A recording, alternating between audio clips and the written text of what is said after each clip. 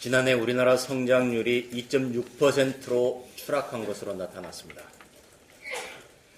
경기 활성화를 위해 추경을 편성하고 두 차례나 금리를 인하하고 코리아 블랙 프라이데이 등을 했는데도 2%로 추락한 우울한 소식입니다.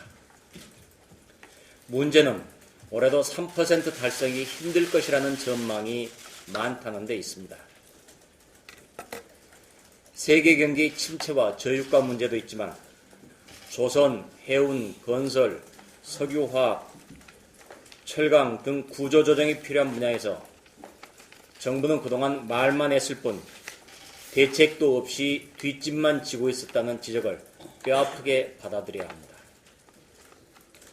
현대중공업, 대우조선해양, 삼성중공업, 조선 빅3에서만도 작년 누적 영업 손실이 10조 원대에 이르는 등 조선업의 공급 과잉이 진작부터 지적되었고 우리나라 발전의 상징이자 철강업종의 대표 기업인 포스코는 작년에 창사 이후 처음으로 1,000억 원대의 순손실을 기록한 것으로 알려졌지만 정작 이들 업종의 구조 조정은 지지부진합니다.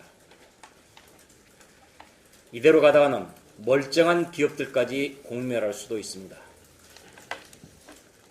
저성장이 늪에서 빠져나오려면 정부가 구조개혁의 청사진을 속히 제시하고 국책은행도 적극적인 역할을 해야 합니다. 구조조정을 채권단 자율에 맡긴다는 한가한 소리만 할 때가 아닙니다. 성장률을 끌어올리기 위해서는 재정정책이나 통화정책 등도 필요하겠지만 근본적으로는 과감한 구조개혁으로 우리 경제의 기초 체력을 끌어올려야 합니다. 야당도 노동사법을 통과시켜 정부의 구조개혁을 뒷받침해야 합니다.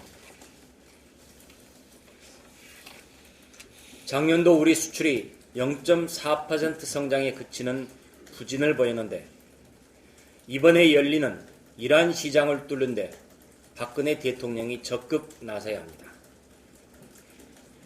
이란 시장이 열리자 중국은 시진핑 주석이 발빠르게 이란을 방문했고 일본도 아베 총리가 일본을 방문할 예정인데 우리는 다음 달 말에 주영환 산통부 장관이 방문한다고 합니다. 중국과 일본은 국가 수반이 경제 외교를 펴는데 왜 우리만 뒤처집니까? 우리는 왜 박근혜 대통령이 직접 이란을 방문하지 않습니까? 전 세계가 이란 시장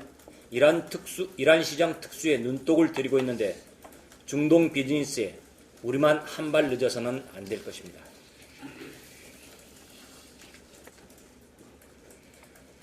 과반수 의결은 민주주의의 기본 원칙인데도 이른바 선진화라는 거짓 명분에 사로잡혀 국회법에 60% 가중 의결을 규정한 것은 명백히 잘못된 것입니다.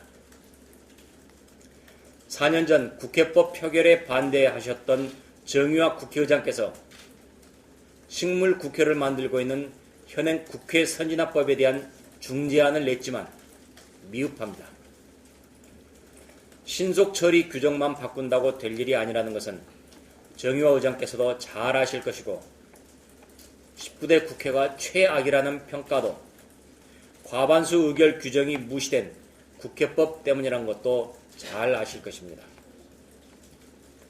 기본 원칙을 손대지 않고 직권상정 부분만 손댄 우리 새누리당의 개정안도 미흡하기는 하지만 법을 통과시키지 않아 국회가 경제 활성화에 방해가 된다는 국민의 욕을 그나마 덜 먹기 위해서는 새누리당 개정안만이라도 이번에 상정시켜야 합니다.